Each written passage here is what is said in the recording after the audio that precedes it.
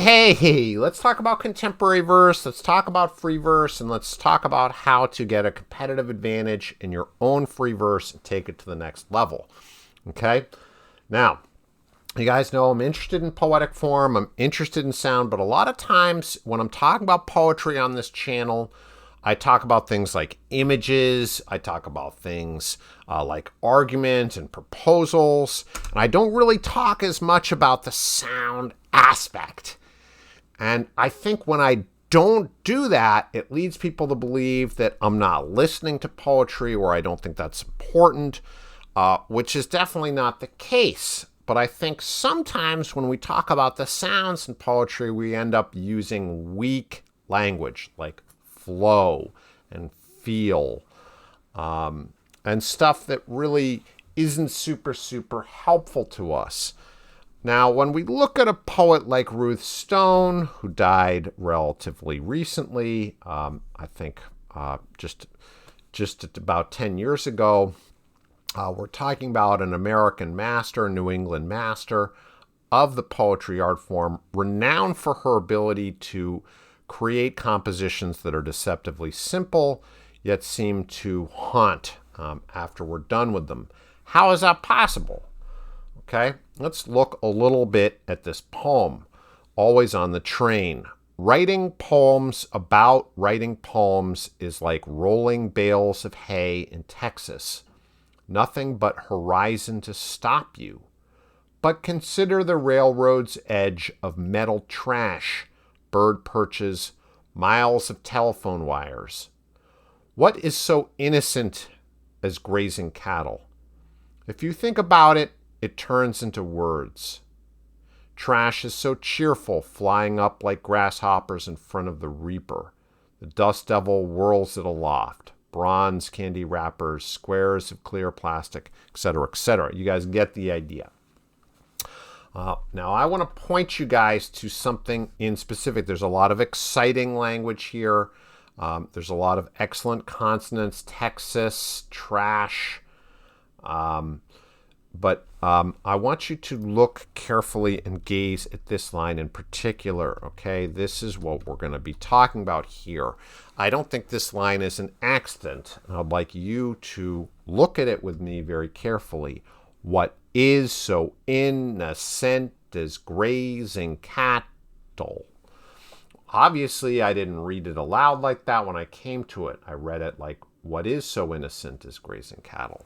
But nevertheless, those rhythms in there buried beneath this line, what is so innocent as grazing cattle, feel inevitable to the reader. And they help frame and give shape to the entire poem. They tell us something about this poem. They give us a canvas with which she can make her images come to life. And what is special about this line is its iambic pentameter. And it shows us that even though she's not writing in iambic pentameter, she's writing in free verse, she understands how the mechanisms and rhythms of poetry function. And when she gives us a beat that's stressed or a beat that's unstressed, she's doing that for a particular reason. Now, if you think this is just a fluke, oh, well, it could just be a random line in there that's iambic pentameter. It's just kind of, one of those weird things. It's not one of those weird things. We can find this happening continuously in poem after poem after poem. Here's Yeats, kind of at the onset of the free verse era, turning and turning in the widening gyre. This is from the famous poem, The Second Coming, the opening. Here's Kunitz in this devastatingly late 20th century confessional poem that's just an absolute slayer. The Portrait, especially at such an awkward time. And again, the rest of the poem's free verse. We looked at this Ruth Stone line, what is so innocent as grazing cattle? Ellen Bass does this in her Ode to Fat.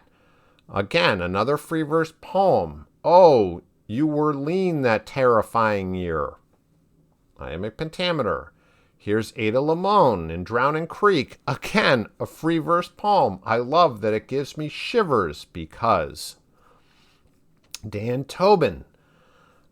He writes in The Cause, Unreal the Human Weave to Molten Stone. Now, Dan is kind of a ringer here because his entire 4-line poem is iambic pentameter. It's an epigram. But excuse me, there are actually some people out there still writing poems constructed of iambs completely. But setting Dan Tobin aside, we can still see how common it is, even in free verse, to have a line that can scan. All right. Rough and ready here, guys. Okay. Turning and turning in the widening gyre. Okay. Same thing with cunits. Especially at such an awkward time. So again, it's built on these iambs, and the iamb is defined as the second syllable is stressed. Okay? Ruth Stone. What is so innocent as grazing cattle? This last feminine ending here is an extra syllable. So we get to 11 syllables, which is important to note that iambic pentameter is not defined by the number of syllables, it's defined by the number of feet. There's 5 feet. This is acceptable to have this dangling syllable here. It's called a feminine ending, and it gives this foot 3 syllables. But since the stress is still occurring where the reader's ear expects it, it works out just fine. It's totally fine to do that in your poetry. Okay? And you'll see a lot of sonnets built with feminine endings here and there. There we go. Very, very regular iambs from Ellen Bass in Ode to Fat. Oh, you were lean that terrifying year. Extremely regular. Really centers this effort from her in her reevaluation of female beauty. Is reclaiming and reframing as a result. Very well done by Ellen Bass. Here's Ada Limon. This is a little bit of a stretch here. Excuse me. This is a little bit of a stretch here, guys. There's some substitution, some trochees here. I love that it gives me shivers because. You could read this as gives me if you want to. You could try to read it this way.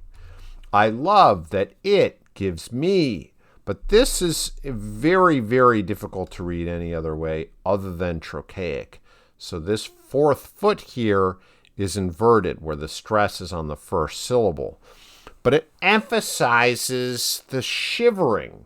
Okay? So Limon accentuates this part of the poem by doing that. I love that it gives me shivers. And that is going to stick out sonically for the reader as they continue down this excellent, excellent, beautiful free verse poem that you should check out. Okay, I think you've gotten the idea here. We can talk more about how iambic pentameter works under the hood as in a future episode, but I want you to start thinking about when you're looking at your own work, is there a way you could divide your poem into stressed and unstressed syllables and start to think rough and ready under a rubric of iambic pentameter? Maybe I sneak a line or two into my poem, and what would happen if I did that?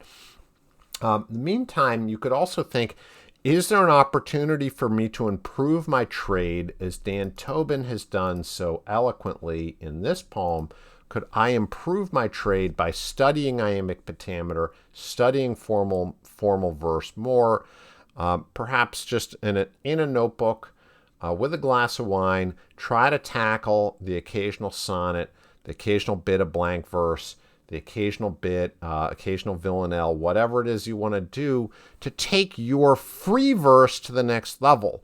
Because if you're complacent and you're just writing the same patterns over and over again, you're not exploring and giving yourself access to the depth and richness of the poetic tradition, you're going to stagnate and you're not going to develop at the rate you would like to. Thank you so much for exploring this topic with me, and please subscribe if you're enjoying the content. Thank you.